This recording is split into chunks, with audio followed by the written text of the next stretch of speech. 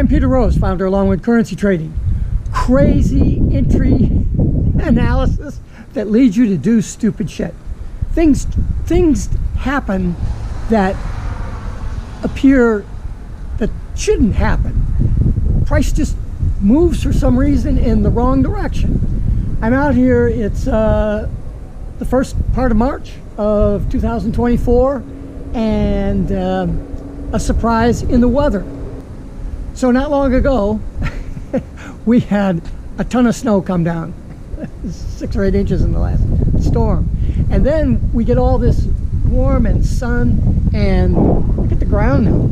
We're losing, we lost 4 inches of snow in the last 3 days. It rained the other day, and right now it's windy, 28 degrees, and it's supposed to rain tomorrow. No, it's not supposed to rain tomorrow. It's supposed to be 28 again tomorrow, and then rain Saturday and Sunday and Monday. It's just crazy. It isn't doing what it's supposed to be doing. It's different. And so how do you make plans? Well, we were supposed to go take my granddaughter skiing. I don't ski, my wife does, but I'm going to sit in the lodge and drink coffee. But we were supposed to go day before yesterday, and it was foggy and rainy and shitty, and no, we'll go tomorrow or day after. So we're going tomorrow, and it's supposed to be cold on the mountain, and they should have got some snow last night with this cold air. Who knows? But what's this got to do with trading? Let's go inside because it's cold. We'll talk about it. Okay, so what's got me all fired up? Well, yesterday and this morning, I haven't traded. There's nothing there. You know, I'm looking at a price action, and I'm going, well, you know, I'm gonna. This looks like an opportunity here. I'm going to sit here and I'm going to wait, and the price go in the opposite direction as to what I thought it should do. The fuck does it matter what I think it should do? It's very difficult to have a lot of information in your head and come into trading with other life things going on that allow your so-called intuitive nature to look at the chart and say, oh, this looks like blah, blah, blah, blah, and I listened to the news last night, and they're saying XYZ is going to happen, and the Fed's going to do this, and the, you know, old tires are selling for 42 cents more a pound. And so price should do this. And you establish not a trade idea for the current price action, but you get it into your head that the market should do something. The market should react in a certain way. You know, when I'm looking at the chart, you know, I trade the major currency pairs with a dollar base. So I'm looking at the Dixie on the side, and then I'm looking at the different currency pairs that are trading. And I'm looking this morning, for example, at the Dixie, and it's going up, and the pair that I would think would go up in harmony with that, a price just did a 25 pip rocket in the opposite direction. And I'm sitting there going, why is this happening? Because we're supposed to get in the next couple of days a producer price index. We're supposed to get this news. We've got the Fed decision in March coming up here pretty soon for what they're going to do with interest rates, and everybody's got an opinion. And here's where it's going to get interesting, is that the price action that we're seeing right now, I believe, is retail trade based, not institution based. I think the institutions are holding on the side. Remember, the institutions are the dog in all this. We're just the tail. So our job is to look at what price action is doing and then say, why is the dog wagging the tail this way? That's the question that you ask if you want to do analysis. But if they're sitting on the side, then you're looking at what the retail market is doing. Well, why is that? Why would the institutional market sit on the side? If you are looking at this 5 years from now, it doesn't make any difference because the price actions and stuff will remain the same. We're coming out of the winter market. We're in March. We're coming out of into the last of the first quarter of 2024. The financial scrambling that all the big houses did in December for tax reasons are now settling into January. Businesses are determining their new hire structure in January and bringing new employees on. And of course, in the news at this time, Tech, for example, is laying off tens and tens of thousands of employees. But we've got new hires coming in and employees getting laid off. Well, what's going on in the market right now? So that first quarter is always going to be a mishmash. Why would the institutional traders play that when they can take advantage of the retail to see where the retail people are going, listening to the news and listening to all this stuff and forming opinions? What the institutional traders are doing are sitting on the sidelines because all of their clients, remember, the institutional clients don't trade for themselves generally, unless they're a trading house. They have customers, large manufacturers that are trying to trade one currency for another in order to pay for their goods that they're buying or sell their goods overseas or whatever. That's the function of that really huge interbank institutional market that has customers calling into JP Morgan and saying, hey, I need $2 billion worth of yen to do this, and I'm going to sell dollars to buy yen.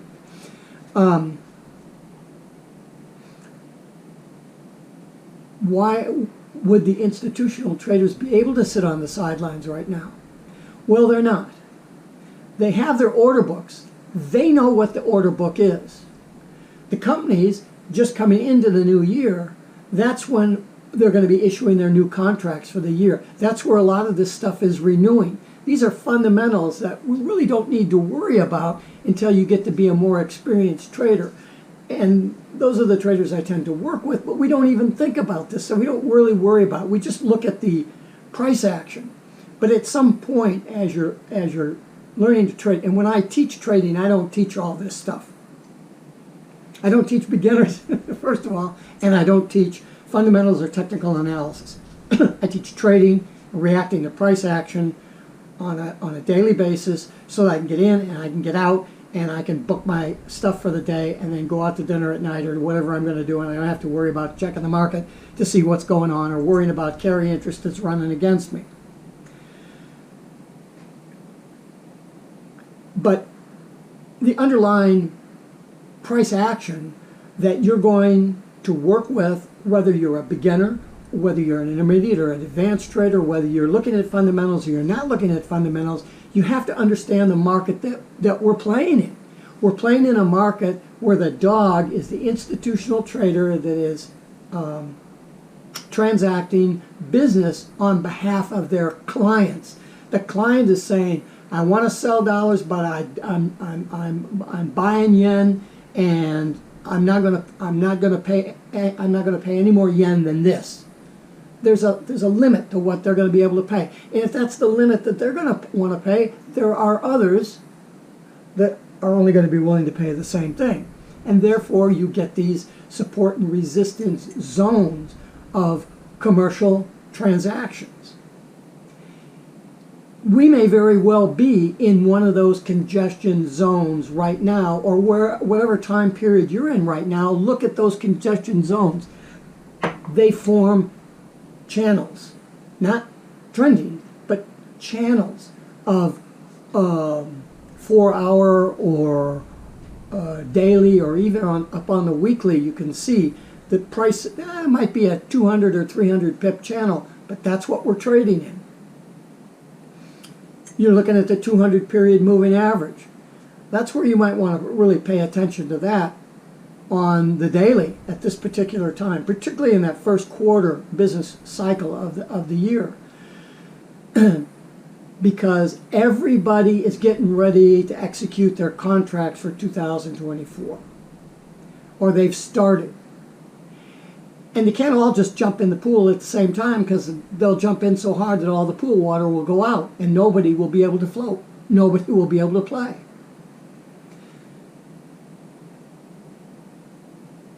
But the retail traders don't know that.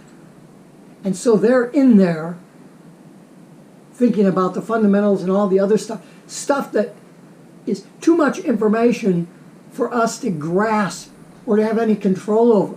Just because the Fed may not drop interest rates for the next 2 months, or because the consumer price index just skyrocketed, whatever the heck is going on, you cannot concern yourself with any of that, because you're not someone with an economics degree with a PhD. And even if you were, you still don't have enough information. You need to be in one of these large trading houses, one of these institutional trading houses where they have 40 PhDs in economics and physics and mathematics and number theory and all this other shit, doing modeling and all this stuff against it. You can't compete at that. And the market is too big. It's not like the wheat market where, oh my God, we just had a big fire in the Kansas wheat fields, and Kansas City #2 red wheat is burned to the ground. There's going to be, and so prices go and react to that. The currency market's too big for that.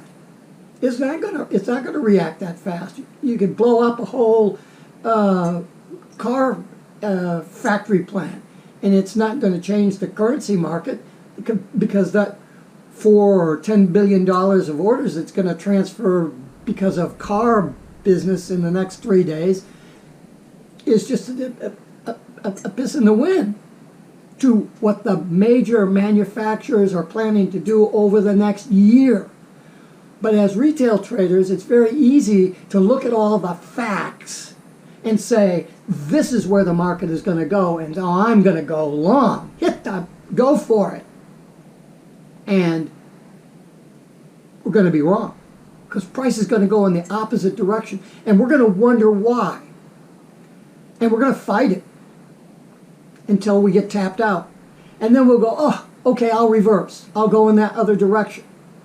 But that's just about the time that that big next wave that the boat is going over comes in, and the market shifts and goes down. Because even though there's maybe 300 pips between these barriers that these large corporate entities, these manufacturers or whatever that are putting orders through into the institutional market, they're just, we don't see that.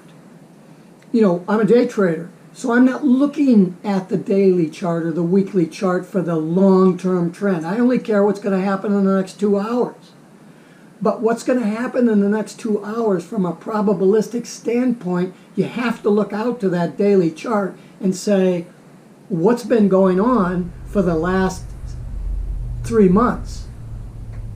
Because that's how long it takes these orders to come to fruition, and the deals to be made, and the execution to be handed off to the institutional trader, who then is going to take maybe another month or so, maybe weeks, to get $4 billion out, or maybe you can do it in a day.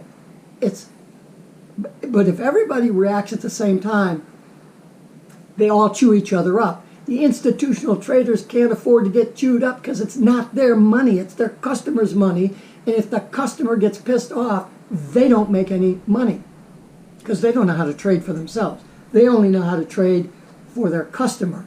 Retail traders, we have to learn how to trade for ourselves. We can't be thinking the way that the institutional trader is thinking, but we have to know the parameters that price is going to be constrained within because of that institutional trader. And if we don't understand that, then the gyrations that are going on, particularly in a first quarter, you're not gonna understand that, and you're gonna forget that. So, just some thoughts of confusion for you. Peter Rose, Longwood Currency Trading. Have a great day and have a great trading day.